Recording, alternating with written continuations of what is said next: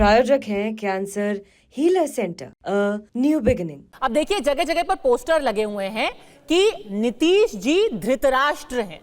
ये राष्ट्रीय जनता दल और कांग्रेस कह रहे हैं कि अब बिहार में एक धृतराष्ट्र आसीन है और फिर भी आप उनको सपोर्ट कर रहे हैं।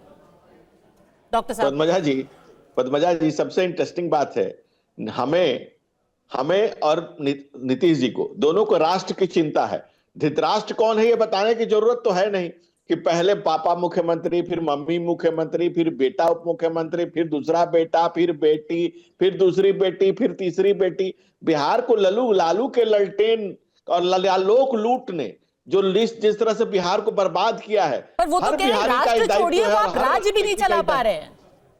नहीं, मैं उसी बात पे आ रहा हूं कि बिहार को लालू के ललटेन और लालटेन ये दोनों से बचाना निहायत जरूरी है। दूसरी बात, अगर आप किसी के स्वास्थ्य पर चर्चा करना चाहती हैं तो मैं अंशुल जी की एक बात ठीक है, उन्होंने एक बात कही कि डॉक्टर बताएगा।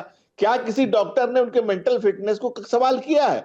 क्या भारत सरकार के कोई मंत्री हो, प्रधानमंत्री हो, मुख्यमंत्री हो, उनके साथ मेडिकल डॉक्टर्स की टीम होती है। मेडिकल डॉक्टर्स की टीम अगर उन्हें फिट बता रही है, कोई हम आप तो नहीं बता पाएंगे। और अगर राष्ट्रगान की बात है तो 52 सेकंड का राष्ट्रगान की बात नहीं है ना डॉक्टर साहब। अब देखिए बहुत सम्मानित नेता हैं, उनका बहुत लंबा करियर रहा है, लेकिन तस्वीरें बोलती है ना। अब ये एक अकेला राष्ट्रगान की तो बात नहीं है। अब पिछले साल 13 नवंबर की बात कर दीजिए, उसका जिक्र किया था प्रियंका भारती ने भी। जब मोदी जी दरभंगा आए हुए थे तब नीतीश जी ने ऑलमोस्ट उनके पैर छू लिए थे। अभी होली मिलन हुआ था 8-9 दिन पहले, तब रविशंकर प्रसाद जी के घर पर फिर नीतीश जी ने ऑलमोस्ट उनके पैर छू लिए थे। अरे दो अधिकारी थे जिन्होंने कहा कि अरे आप सड़क का निर्माण क्यों नहीं कर रहे, अगर आप कहेंगे मैं आपके पैर छू लूंगा, आप जल्दी सड़क निर्माण पूरा कर लीजिए। तो सवाल तो लोगों के जहन में उठता है ना।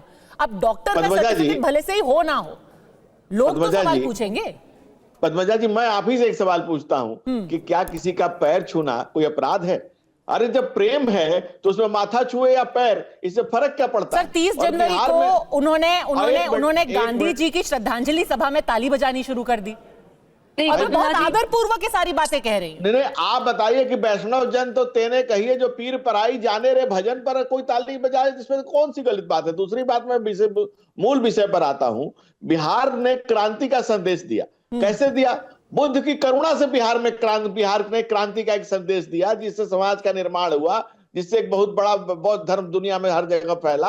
अगर उनके प्रेम है किसी से तो उसका माथा छुए या पैर, उससे फर्क क्या पड़ता है? बताइए तो आपको ऐतराज किस बात का है प्रियंका भारती? और सर्टिफिकेट है कुछ आपके पास, कुछ डॉक्टर का सर्टिफिकेट है या आप ऐसे ही इल्जाम लगाए जा रहे हैं?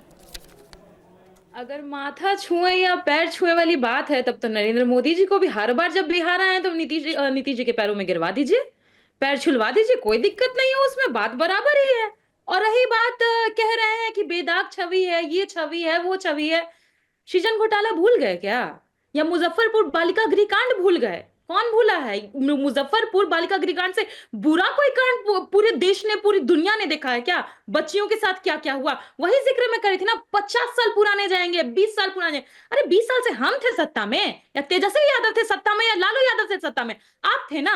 20 साल में 60,000 हत्याएं क्यों हुई, 25,000 बलात्कार क्यों हुए? आंकड़ा तो हमने जनरेट नहीं किया, एनसीआरबी ने आंकड़ा जनरेट किया, आप ही लोगों ने आंकड़ा जनरेट किया। तो मान के चलते हैं कि आपने जो किया वो झूठ किया, तो आप झूठे लोग हैं, आप झूठी सरकार चला रहे हैं। आप कहना क्या चाहते हैं? इनको पता नहीं होगा स्कूल के ड्रॉप आउट रेट 41% हो गए, मतलब 100 बच्चे एडमिशन लेते हैं, 41 स्कूल छोड़ जाते हैं। ये तो स्थिति है बिहार की। तब ना एम्प्लॉयमेंट की बात हो, एजुकेशन की बात हो। अनुप्रिया भी जवाब देना चाहती है। डॉक्टर साहब पहले आप, फिर अनुप्रिया जी। हाँ पद्मजा जी, 48% का, ऐसे 38% का साक्षरता दर था बिहार का, 88% पर नीतीश कुमार जी लेकर के आए हैं।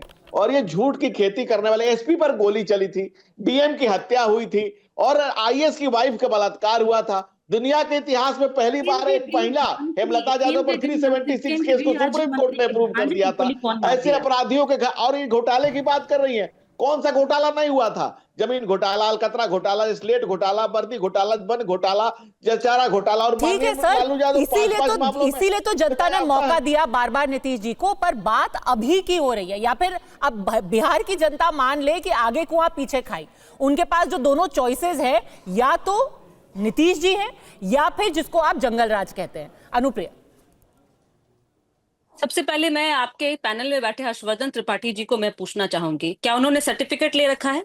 क्या वो वरिष्ठ पत्रकार के साथ में वो डॉक्टर हैं कि वो बताएंगे कि नीतीश कुमार जी बिहार चलाने के लिए वो उचित हैं या नहीं उचित हैं?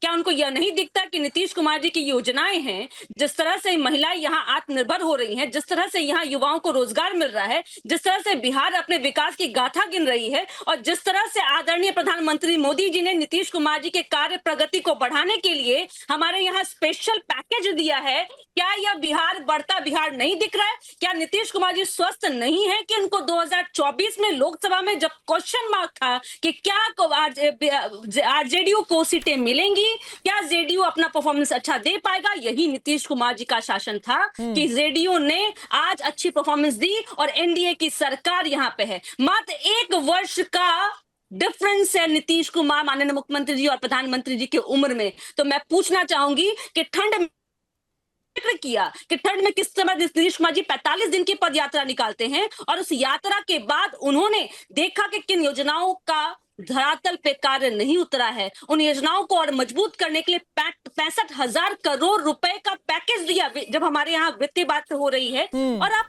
कांग्रेस आरजेडी की प्रवक्ता क्या बोलती हैं? उनको क्योंकि आप हर्षवर्धन जी सवाल पूछा है, उनको जवाब दे दीजिए। 12 सीटें तो लेकर के आए ना लोकसभा चुनाव में, इससे बड़ा सर्टिफिकेट क्या होगा हर्षवर्धन जी?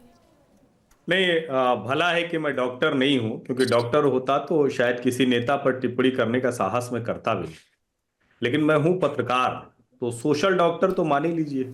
ये तो आप नहीं भी मानेंगे तो हम करेंगे ही, आपके मानने न मानने से कुछ होता नहीं।